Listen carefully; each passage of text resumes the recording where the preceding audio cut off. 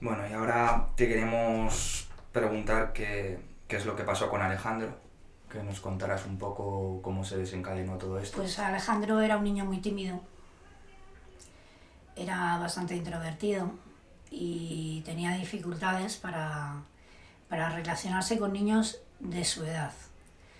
Eh, Él fue a un logopeda porque tuvo dificultades de articulación provocadas por unas anginas que le habían taponado los oídos. Entonces tuvo problemas para articular algunas vocales y le llevé a un logopeda y allí no tenía problemas de socialización. Quizá porque eran niños de diferentes edades, pero en su clase sí tenía problemas de socialización.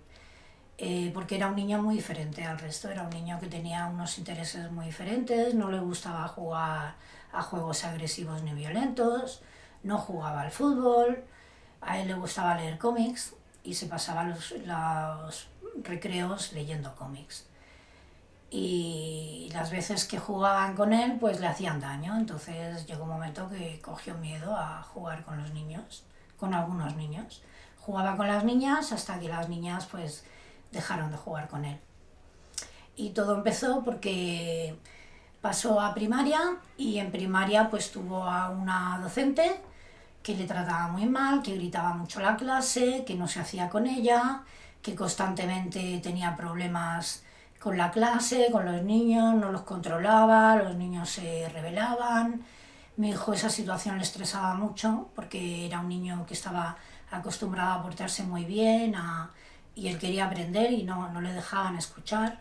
Y luego por otro lado la profesora pues todos los años cogía manía a unos cuantos y a esos niños se los hacía pasar canutas y mi hijo fue uno de ellos.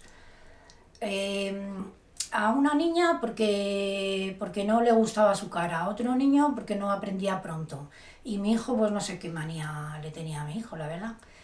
El caso es que le machacaba día tras día, tras día, tras día, tras año. Yo solicité que no la volviera a tener. La volvió a tener de tutora en todas las asignaturas. En segundo de primaria volví a hablar con el director para por favor que no la volviera a tener. La volvió a tener en tercero. En cuarto, en tercero, al final de tercero empezó lo del COVID y gracias a Dios pues por eso solo la veía a través de internet.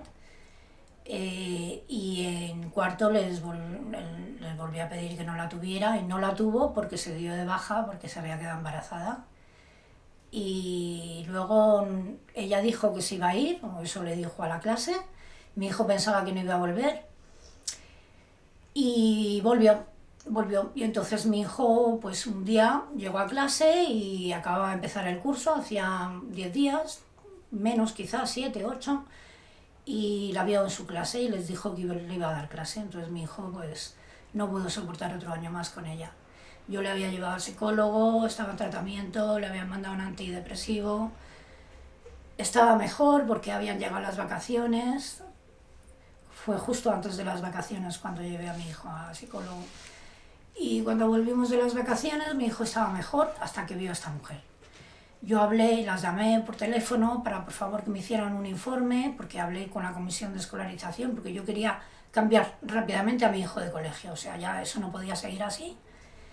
Y en la comisión de escolarización me dijeron que estaba fuera de plazo y que que no había manera, que solo cambiando de domicilio. Yo no podía cambiar de domicilio, o sea, es que vivo en mi casa, no tengo otro sitio donde ir.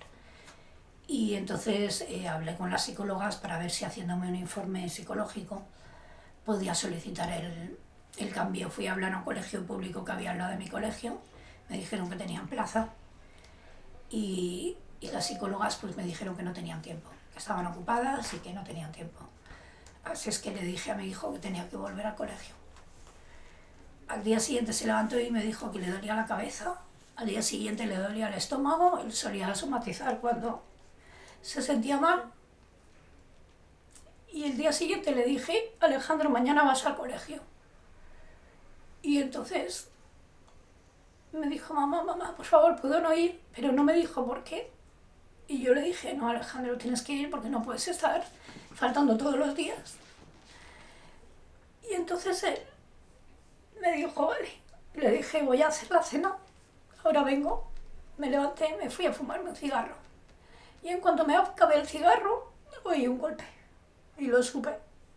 Algo dentro de mí me dijo que Alejandra había hecho algo malo. Le busqué por toda la casa y no la encontré. Y bueno, pues ya todo lo demás. Cuando le vi. He de decir que en primero de primaria él tenía un grupo de amigos en la clase y la profesora les prohibió taxativamente que le ayudaran a defenderse porque él no sabía defenderse de la profesora. Así es que se quedó solo y por eso él no quiso volver a tener relación con sus compañeros porque se sintió abandonado. ¿Crees que hay un culpable en todo esto? Sí, creo que hay varios culpables. Yo tengo parte de culpa porque pese a que estaba enferma y tenía cáncer, tenía que no haber obligado a mi hijo a ir al colegio y haberle cambiado, aunque él no quisiera, porque él no quería. Culpables es sobre todo esa mujer que le destrozó emocionalmente día tras día durante varios años de forma reiterada y continuada en el tiempo. Culpables son los niños que le machacaban todos los días, que se reían de él, que le pegaban, que le robaban, que le copiaban, que le hacían la vida insoportable, día tras día, tras día, tras día, tras día. Culpable es el director del colegio, que hablé con él 1000 veces y no hizo nada. Y la orientadora del colegio, la psicóloga, que hablé con ella muchísimas veces, muchísimas. Y ya cuando le dije que mi hijo estaba sintiéndose acosado, se me echó encima y entonces todo empezó a ser culpa nuestra. En cuanto hablé de la palabra acoso, todo empezó a ser culpa nuestra.